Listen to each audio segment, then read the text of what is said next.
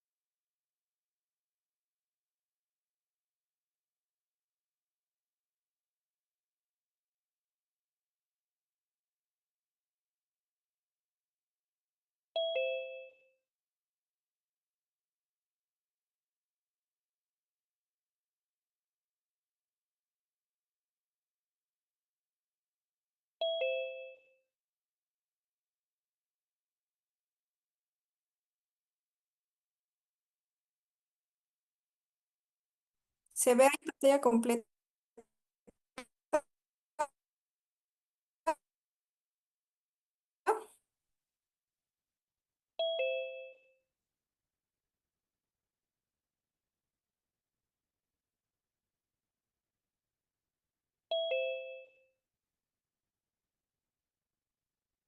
¿Me escuchan ahí? Sí, doctora, sí se le escucha. Ya, perfecto. Vamos a empezar ya. Bueno, un poco de...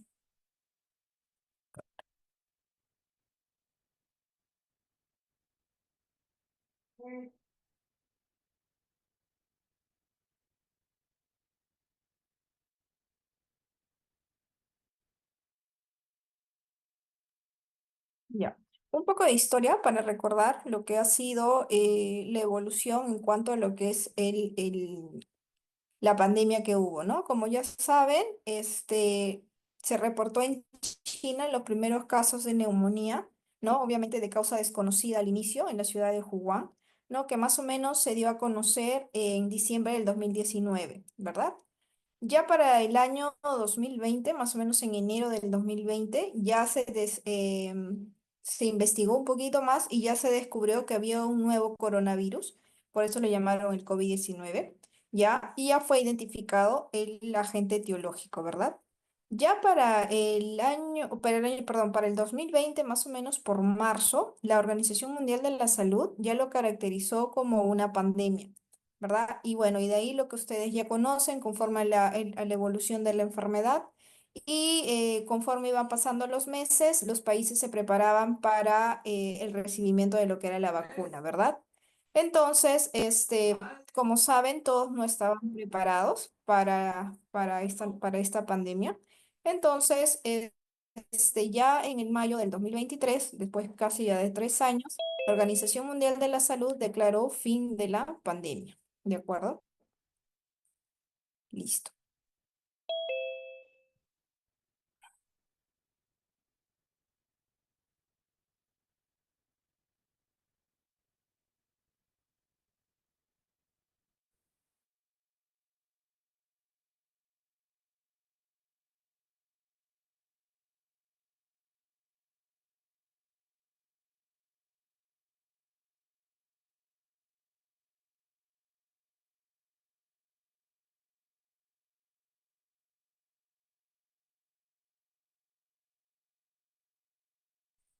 Está un poquito lenta mi máquina. Ya, bueno. En cuanto a lo que es la epidemiología del COVID-19, obviamente en pediatría, no se habían reportado muchos casos por los cuales, o por la simple razón que el COVID en los niños muchas veces pasaba desapercibido o era sintomática.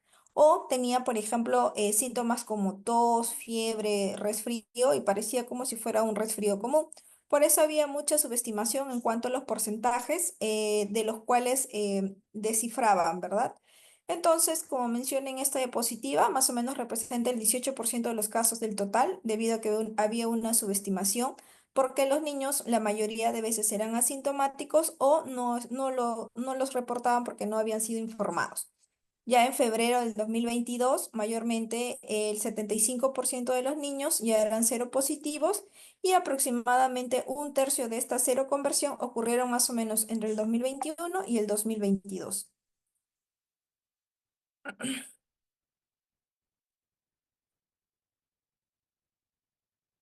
Creo que cuando la pantalla esté en grande no me pasan muy rápido las diapositivas.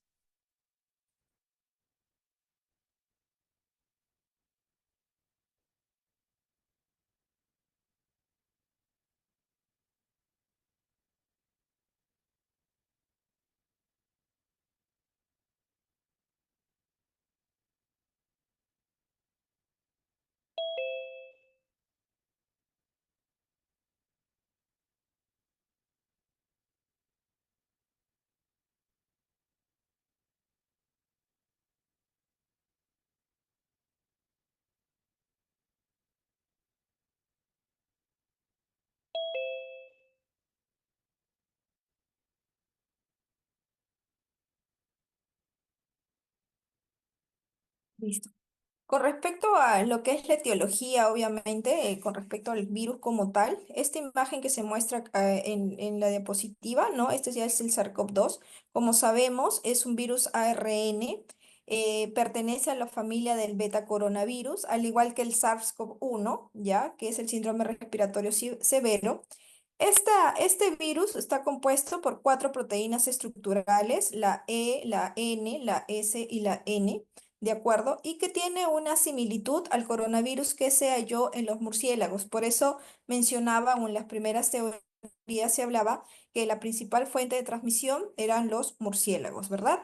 Pero mediante conforme iban pasando los meses o los días, pues, se habían propuesto si existía algún otro mecanismo de propagación, ¿ya? Entonces, no olvidar que el virus pertenece a la familia de los beta coronavirus, ¿ya? Y es un virus ARN. En cuanto a lo que es la fisiopatología, ya, como se muestra en esta imagen de acá, ay, no tengo puntero. Como se muestra en esta imagen de acá, este es el virus, ¿no? Que está conformado ya por sus proteínas, en los cuales se va a unir a los receptores, que es el receptor de la enzima convertidora de angiotensina 2, que se encuentra en las células endoteliales y también en otros órganos, que ya les voy a mostrar en la siguiente diapositiva. Entonces, el virus entra al organismo e interactúa con este receptor, que es el AC2, ya que es una metaloenzima localizada en la superficie del endotelio y otras células que sirve como puerta de entrada para las células del SARS-CoV-2, ¿ya? Entonces,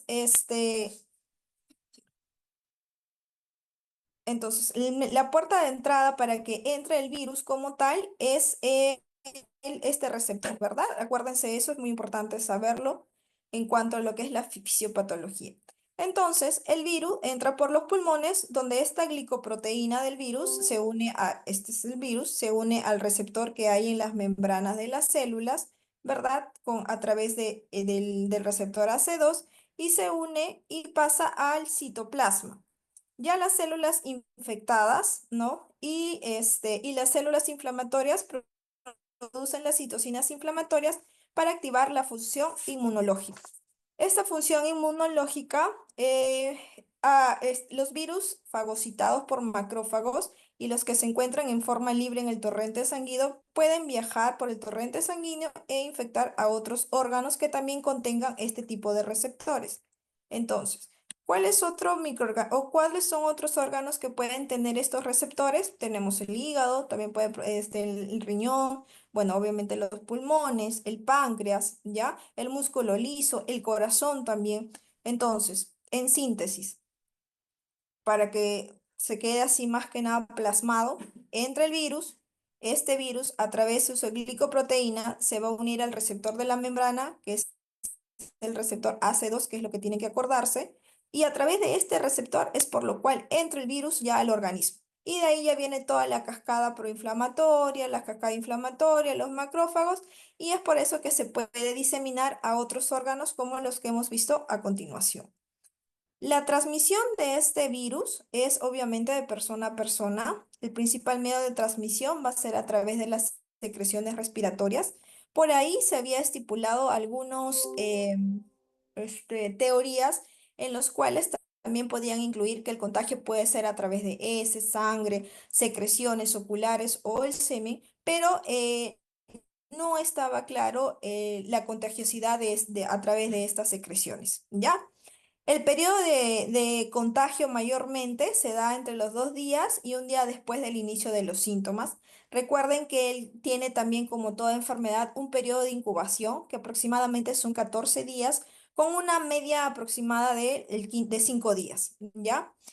El riesgo de transmisión va a depender del tipo de exposición y la transmisión también se da a través de personas asintomáticas o presintomáticas, ¿ya? No solamente y hay personas que pueden tener el virus y pueden, o sea, no manifiestan ningún síntoma, pero pueden también contagiar a otras personas. Cuando nosotros hablamos de COVID en pediatría con respecto a la clínica, si ustedes han pasado, ¿no? Obviamente, mayormente se daba los decesos o la mayor tasa de contagiedad en adultos, ¿verdad? Los casos, el rango de edad de los cuales era la mayor tasa de pacientes que caían hospitalizados o mayor tasa de decesos se daba en personas adultas, ¿verdad? En cambio, en la clínica en pediatría, la mayoría de los niños que estuvieron por ejemplo, le tomaron el test y salió positivo, la mayoría eran niños asintomáticos o que tenían síntomas leves, ¿ya? Como menciona acá en esta diapositiva, un 5% podrían tener un curso de enfermedad moderado, que pueden ser neumonía, gastroenteritis. Los niños muchas veces venían solamente, no sé, había hecho fiebre un día o 2 días y venía con diarreas. Tú te podías confundir como con una gastroenteritis, ¿no? Ya sea viral o pensar que es una gastroenteritis bacteriana, pero como estábamos en todo lo de la pandemia, le tomabas COVID y era COVID positivo, ¿ya? Listo. Y el 2% mayormente ya realizaba enfermedades graves que tenían que entrar a cuidados intensivos o muchas veces a ventilación mecánica.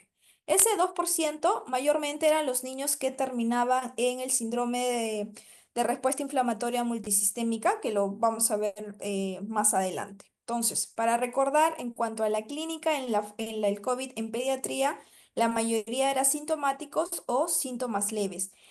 Incluso si ustedes ven este gráfico de acá, ustedes pueden ver que, por ejemplo, alguno de estos síntomas se puede confundir como un simple resfrío, ¿verdad? Tos, moco, fiebre, dolor de garganta, eso también te puede dar una rinofaringitis, por ejemplo, ¿no? Entonces, por eso es que el porcentaje en cuanto a ¿cómo se dice? En cuanto a los casos reportados no era mucho en niños porque se sobreestimaba lo que era ¿cómo se llama? La enfermedad, ¿verdad?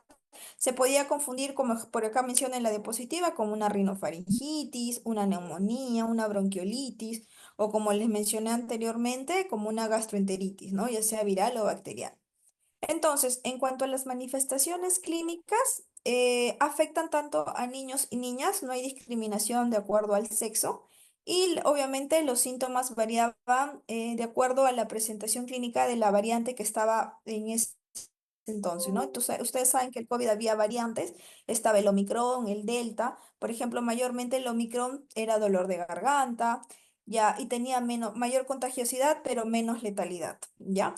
Entonces, este es un gráfico en los cuales muestran los principales signos y síntomas, en los cuales menciona la fiebre y tos, que mayormente era el mayor porcentaje, un 63%, dolor de garganta, náuseas, dolor de cabeza, obviamente como si fuera un malestar general, ¿no? El pérdida del olfato y del gusto en niños, o sea, en la edad pediátrica, no se manifestaba mucho como en adultos, ¿no? Ahora, cuando hablamos de la severidad en estos pacientes, ¿por qué algunos niños, como mencioné acá, por qué un 2% llegaban a la severidad? porque eran niños que tenían algún factor de riesgo asociado o alguna comorbilidad.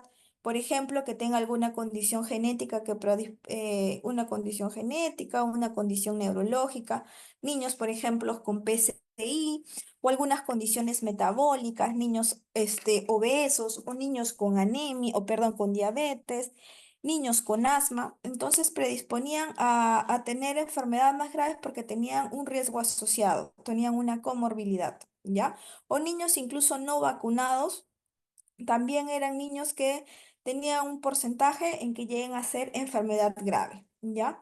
Ahora, ¿por qué no es tan severo o por qué no fue tan severo el COVID en los niños como en los adultos? Por ahí en los estudios mencionan algunas teorías en que mencionan en que la respuesta inmune del niño puede ser menos intensa porque hay una interferencia viral o que haya algún tipo, o sea, que el receptor, como mencioné en las diapositivas anteriores, que el receptor de la angiotensina 2 es diferente al de los adultos. Y por ende, si sabemos que ese receptor es el canal para que ingrese el virus, entonces por ahí se estipulaba esas teorías, ¿verdad?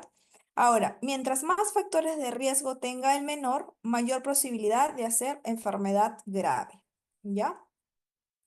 Ahora, ¿a qué le llamamos enfermedad grave? O sea, ¿por qué decimos enfermedad grave?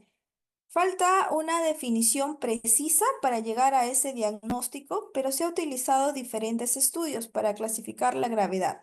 Obviamente el niño tiene que tener un PCR positivo para COVID o SARS-CoV-2 y además tener un compromiso de cualquiera de estos órganos. Por ejemplo, si hay un compromiso respiratorio, que el niño sea portador de oxígeno suplementario o que necesite mayor soporte ventilatorio, que tenga broncoespasmos graves, infecciones respiratorias inferiores, derrames pleural.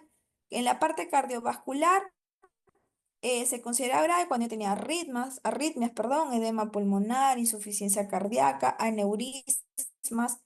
Ya saben que cuando hay afectación grave en la parte cardiovascular, la enfermedad más común que se da en estos casos es la miocarditis, ¿ya?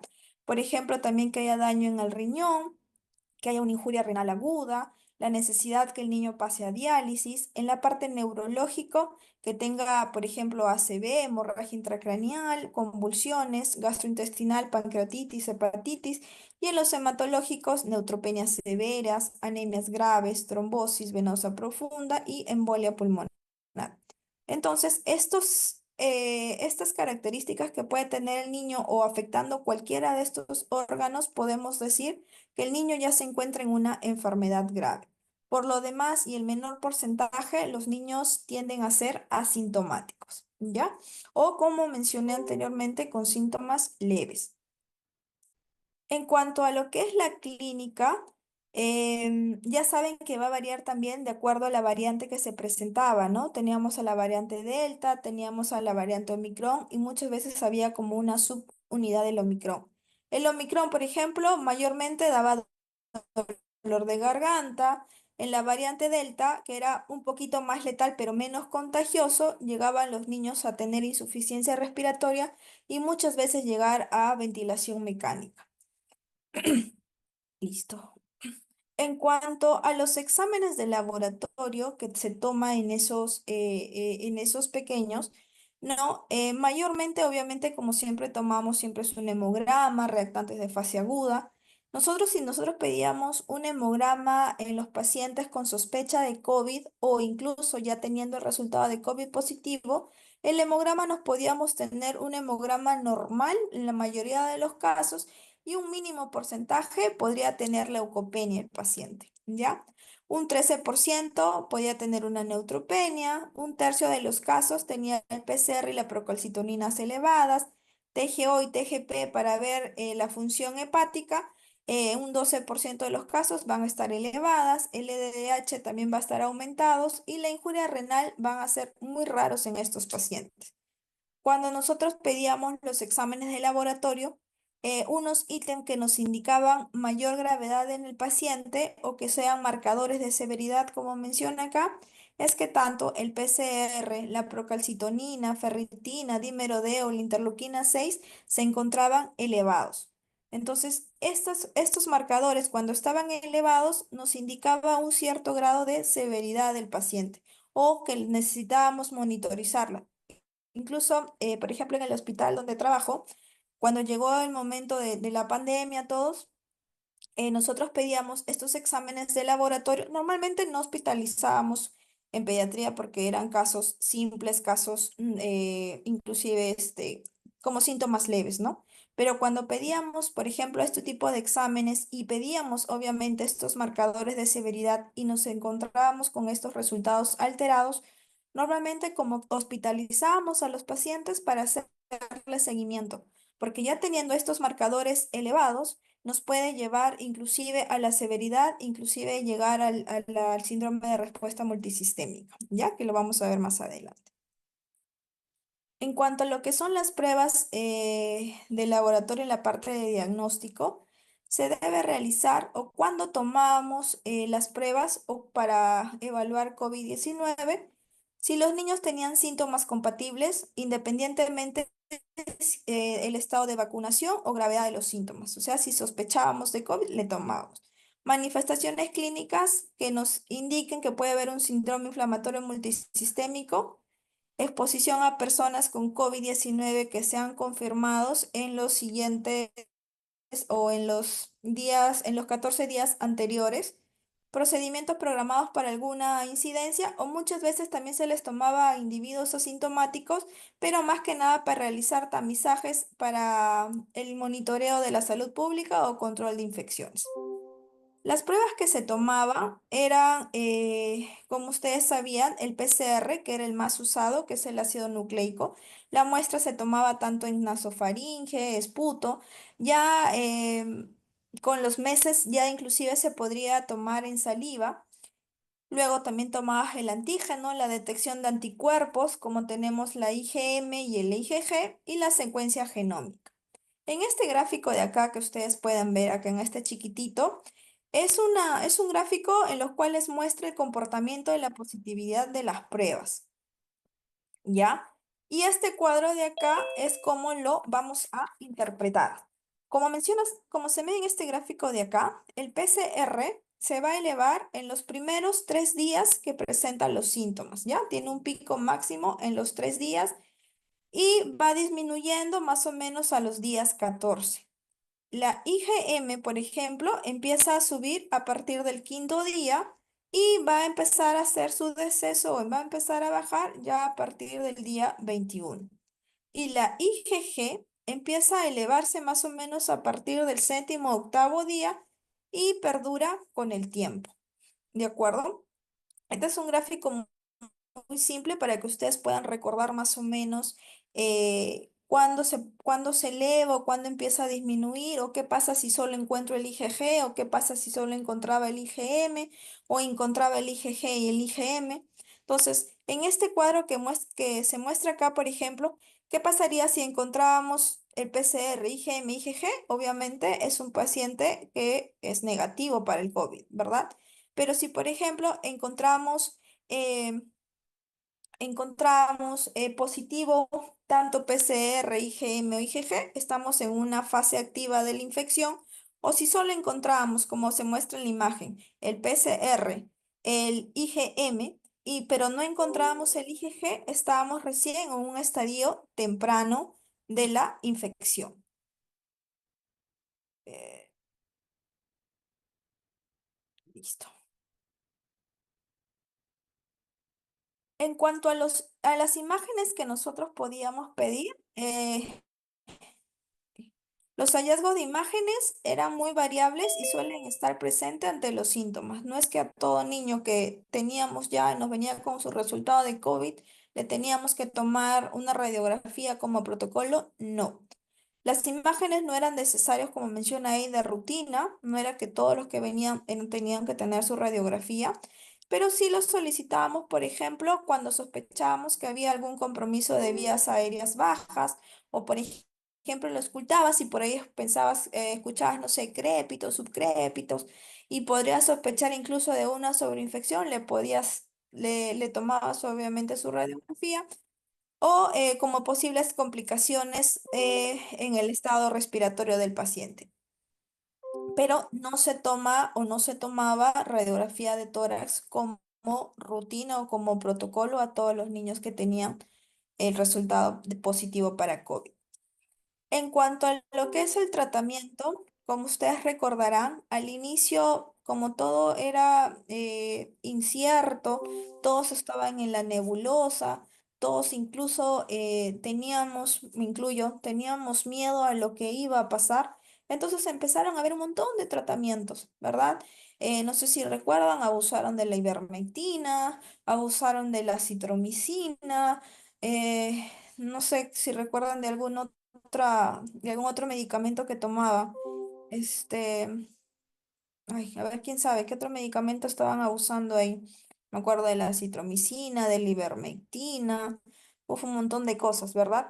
Pero porque obviamente a no tener,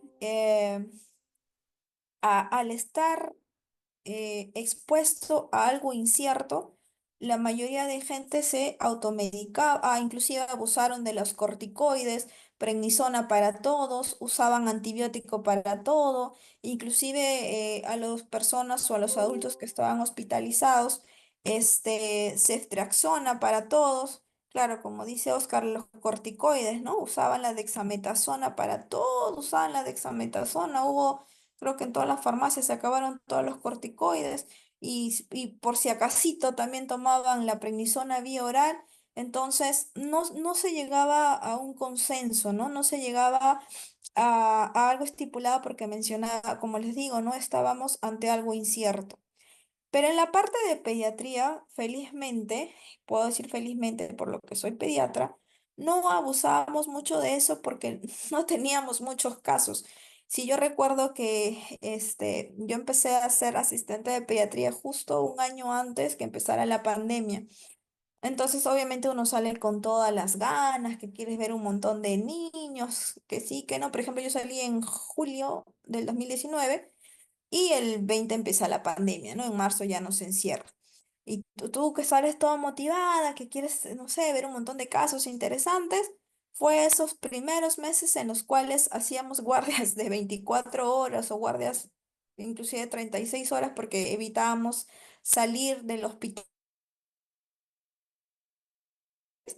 y no teníamos ningún paciente. Cuando los hospitales de la parte de medicina, de la parte de UCI, estaban totalmente colmados, aglomerados, no tenían camas. Recuerdo que nuestra área de pediatría inclusive lo usaron para unidad de cuidados intensivos, lo acoplaron como sea porque ya no se daban abastos. A nosotros nos mandaron a un consultorio donde a lo sumo teníamos una camilla chiquita y por ahí acondicionaron ni siquiera un nebulizador para toma de oxígeno, nada más. Pero nosotros y no mirábamos pacientes, podíamos pasar 24 horas ahí y veríamos a un solo paciente que por ahí vino con tosecita porque la mamá estaba un poquito angustiada, se le tomaba la prueba positivo y ya señora a su casa y aislamiento, ¿no? Y como hubo cierre de todo, si se recordarán, no había colegios y por ende los demás virus que normalmente existen en los niños no se propagaban porque cada uno estaba metidos en su casa. Entonces, por ejemplo, ahora que ya todo obviamente volvió a la normalidad, las enfermedades virales están a por doquier, ¿no? A cada rato fiebres, tos, mocos, fiebres, tos, mocos, ¿no? Pero en ese entonces, como todos estaban aislados, no había forma de que se contagien los niños. Entonces, no veíamos muchos casos, o mejor dicho, no veíamos pacientes pediátricos, ¿no? Entonces, no se abusaba mucho en eso, en los niños conforme al tratamiento como sí se abusó en los adultos. Ahora, ¿quiénes se deben tratar en casa? Los niños que obviamente fueron documentados, o sea, que tuvieron el test positivo o sospecha de COVID, pero tenían síntomas leves, obviamente tendrían que tratarse en casa y obviamente con aislamiento correspondiente, ¿no? Ahora, ¿cuándo nosotros iniciamos el tratamiento o debíamos iniciar tratamiento? Cuando teníamos enfermedad leve o moderada sin requerimiento de oxígeno, enfermedad grave, cuando tenía nuevo requerimiento de oxígeno suplementario o mayor requerimiento, o una enfermedad crítica, que más adelante lo vamos a ver más que nada como el síndrome de respuesta inflamatoria, ¿ya? O que estos pacientes requerían este tratamiento con otro tipo de manejo, ¿no? Para el tratamiento leve, obviamente, ¿qué le decíamos a la mamá? Señora, salido positivo, está con fiebre, no sé, de 2 días, dos moquitos. Señora, aislamiento y su paracetamol. Lo que tanto odian las mamás que solamente le den paracetamol, pero ese era el manejo, solamente paracetamol si es que te hace fiebre, que mantenga una buena hidratación y y obviamente se explicaban los signos de alarma en esos pacientes, ¿no? Señor, usted va a regresar si presenta tal síntoma, distrés respiratorio, el niño no tiene buena tolerancia, X cosa, ¿verdad? Que ya ustedes manejan cuáles son los signos de alarma.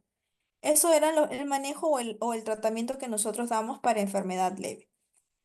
El corticoide, como se había abusado, no estaba indicado ya en pacientes con enfermedad leve, pero sí lo estaba indicado para enfermedades graves, ¿ya? Como más adelante les voy a explicar. Y el tratamiento antiviral, obviamente que eso ya salió después de algunos meses que todo el mundo abusó con el tratamiento que mejor le parecía.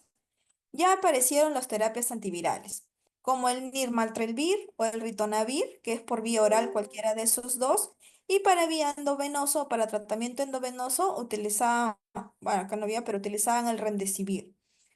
El ritonavir, por ejemplo, la FDA lo utilizaba para tratamientos leve moderada, pero tenía cierta salvedad. No es que se le daba a todo niño, o sea, a todo pediátrico, no. Se daba a adultos que sí ya estaba estudiado y a niños mayores de 12 años y que pesen más de 40 kilos, ¿ya? Y se le daba si el niño tenía un alto riesgo de progresión de enfermedad grave, no a los niños con enfermedad leve. Si tú sospechabas que ese niño, por ejemplo, tenía comorbilidades, tenía riesgo de que pase enfermedad grave, le administraban, pero teniendo la salvedad de esto lo que les acabo de mencionar. En cambio, el Remdesivir, que fue el tratamiento intravenoso, también a las personas que tienen mayor riesgo de progresión de la enfermedad, y este medicamento sí estaba aprobado incluso desde niños que pesaban kilo y medio, porque obviamente el COVID también afectaba a neonatos, ¿verdad? A recién nacidos, inclusive a recién nacidos prematuros. Muy bien. Listo. Entonces, esto es con respecto a lo que es propiamente el COVID, ¿no? Porque ahorita vamos a hablar de un tema que es un poquito más pequeño. ¿Hasta ahí tienen alguna pregunta? No, doctora. Entonces, para que quede conciso, lo que tienen que aprenderse es cómo es el mecanismo en los cuales entra el virus, entra al organismo, ¿ya? Y que no todo niño necesitaba tratamiento, ¿verdad? Muchas veces los niños con enfermedad leve solamente trataban con sintomáticos y obviamente explicarles signos de alarma. ¿Preguntas? Nada.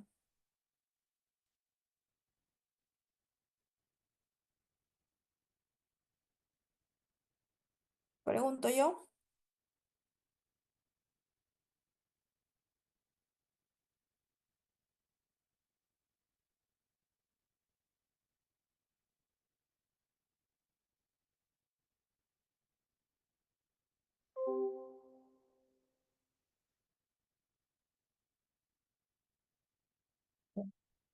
Sigamos entonces. Otro tema que cuando hablamos de COVID-19 tenemos que también mencionarlo es el síndrome inflamatorio multisistémico en niños. Ya, obviamente es una enfermedad que va a estar asociada al COVID-19. Antes del COVID-19 no veíamos este tipo de patologías, salvo que se confundieran con lo que era la enfermedad de Kawasaki, que me imagino ya lo han visto o lo van a ver en su parte de teorías de ahora. Esta respuesta inflamatoria que se presenta como un proceso lesivo constante de progresión que de no limitarse culmina en el desarrollo de un síndrome de falla orgánica múltiple. Mayormente este síndrome se veía o se ve, mejor dicho, en niños mayores. Mayores me refiero a niños 8, 9, 10 años y jóvenes adultos en la fase aguda del COVID que se puede ver de 2 a 4 días o incluso podían manifestarse estos síntomas cuando el niño haya dado positivo 2, incluso hasta 4 semanas antes, ¿ya? Eso hay que tenerlo en cuenta también. No es que te diagnostiquen hoy día de COVID, pasa 2 días y vas a hacer el síndrome inflamatorio multisistémico, sí, pero también puede ser que te hayan diagnosticado hace 2, 4 semanas y después puedas presentar los síntomas, ¿no? Que vamos a hablar a continuación. Este síndrome presenta signos de Kawasaki incompleto. ¿Ustedes saben cuáles son los criterios de Kawasaki? ¿Ya han visto Kawasaki todavía?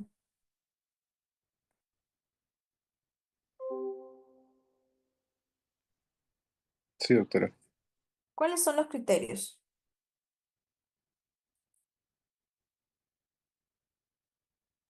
Fiebre por más de 5 días, Ya, lesiones orofaringias y inyección conjuntival bilateral, ¿no? No exudativa. ya, ¿qué más? Am, edema, manos y pies y exantema polimorfo. Ya, ya, muy bien. Y si te vas a dar cuenta, conforme voy avanzando, este síndrome inflamatorio multisistémico se aparece el Kawasaki, pero no cumple todos los criterios como si fuera un Kawasaki. ¿Ya? En cuanto a la epidemiología, igual la incidencia fue de 0,11 casos por 1 millón de personas. No había sido muy, o sea, no es muy común en la época de la pandemia. No se manifestaban muchos niños con este síndrome. La disminución de la incidencia puede deberse a la exposición generalizada con oleadas, por ejemplo el Omicron, así como aumento de la tasa de vacunación. Ustedes saben que apareció la vacuna y los casos registrados empezaron a disminuir, ¿no? Tanto en adultos como en niños. Esta enfermedad o este síndrome se asemeja mucho, como menciono, a la enfermedad de Kawasaki, al síndrome de shock tóxico, a la linfohistocitosis hemafagocítica secundaria o el síndrome de activación de macrófagos en cuanto a la clínica. ¿De acuerdo? Y la fisiopatología menciona que se debe a una respuesta disregulada a la infección, como se muestra acá en esta imagen. El que está en este circulito que están en la mano izquierda representan a la enfermedad de Kawasaki y la que está en la mano derecha al MIS, ¿no? Al MISE, como se conoce. En cambio, si se dan cuenta, cuando estamos hablando de enfermedad de Kawasaki, hay un virus que hace que desencadene la enfermedad, pero hay una respuesta a una de citoquinas, obviamente, una respuesta regulada. En cambio, en el MIS, igual, el agente etiológico desencadenante va a ser obviamente el COVID-19, pero acá las citoquinas hacen como una tormenta de citoquinas y hay ¿cómo se puede mencionar? Hay una respuesta exagerada de esta respuesta inflamatoria, ¿ya? En cuanto a los síntomas, como se ve en este gráfico de acá, se parece mucho a la enfermedad de Kawasaki, ¿ya? Por ejemplo, los síntomas gastrointestinales se pueden ver en ambos, pero más en el MICE.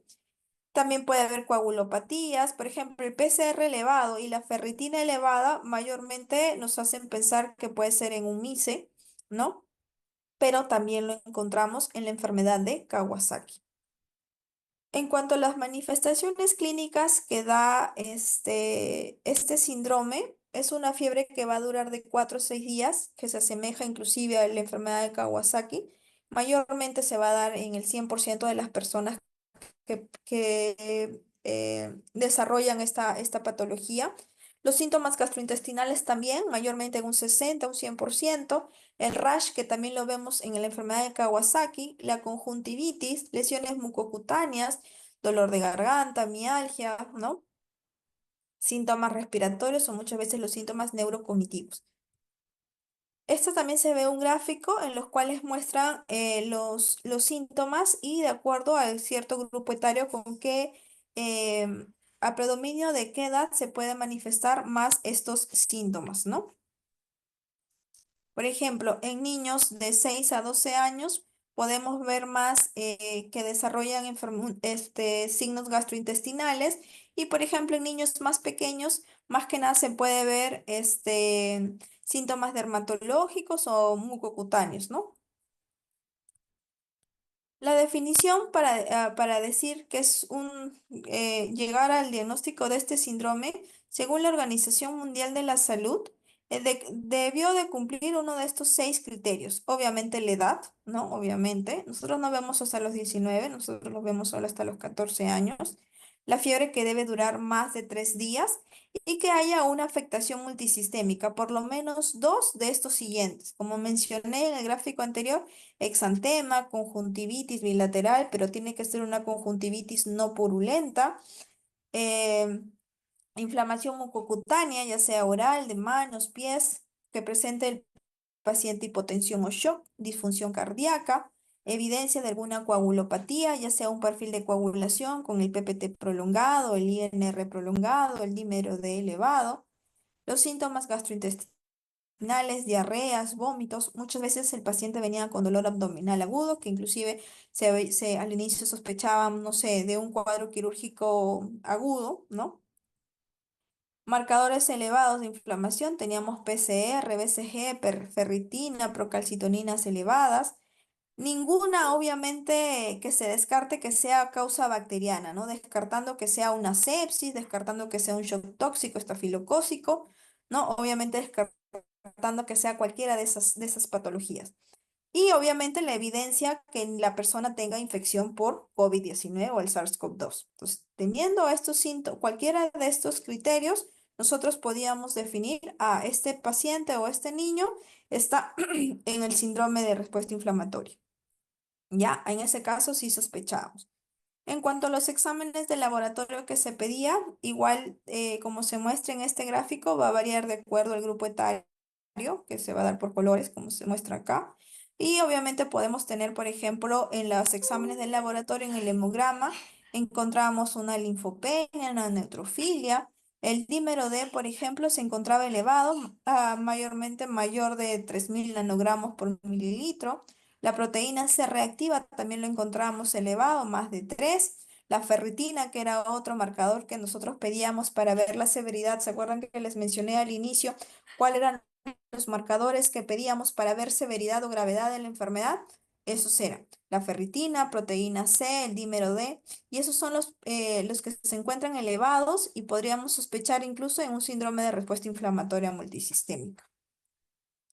La afectación de la parte cardiovascular, lo que más predominaba, como les mencioné anteriormente, era la miocarditis, que era la afectación más común y la principal para el ingreso a unidad de cuidados intensivos pediátricos. ¿Ya? Obviamente también pedíamos marcadores cardíacos que estaban elevados. Y con respecto a lo que es el tratamiento de este síndrome multisistémico, lo que nosotros teníamos que valorar era, bueno, ya tenía eh, el test positivo para COVID, ya sí. ¿El niño estaba en shock o tenía alguna enfermedad de algún órgano?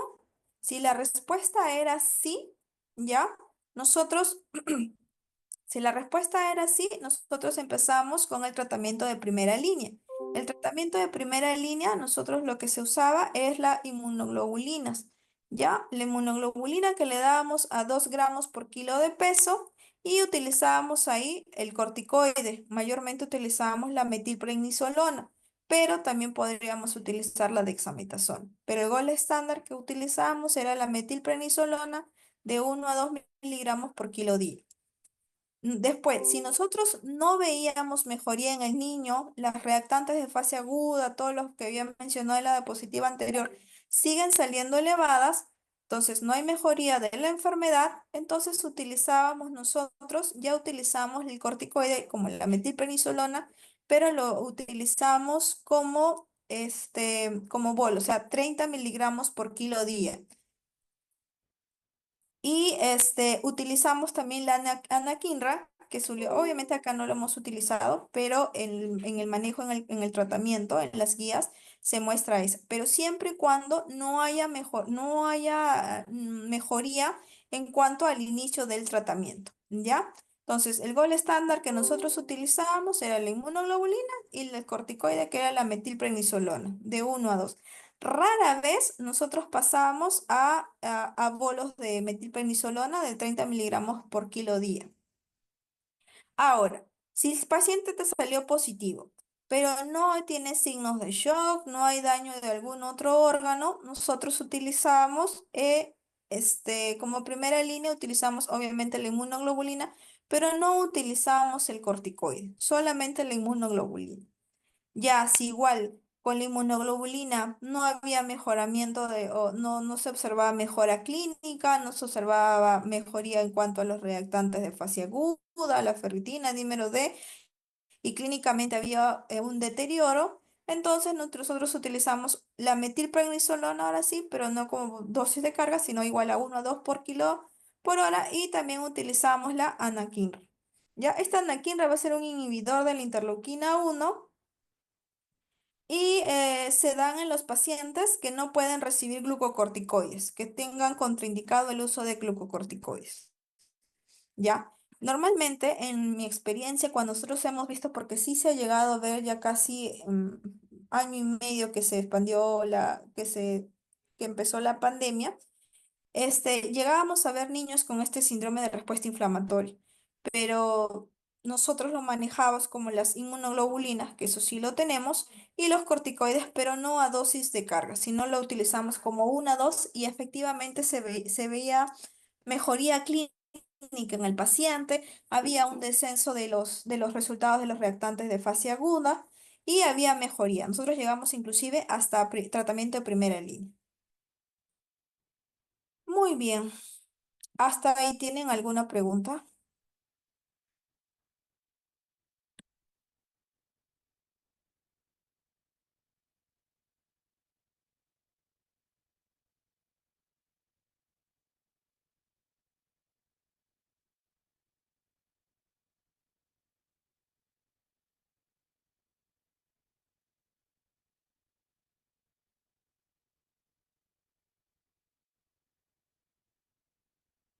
¿Qué tratamiento? ¿Tratamiento del síndrome o del COVID? Rodrigo.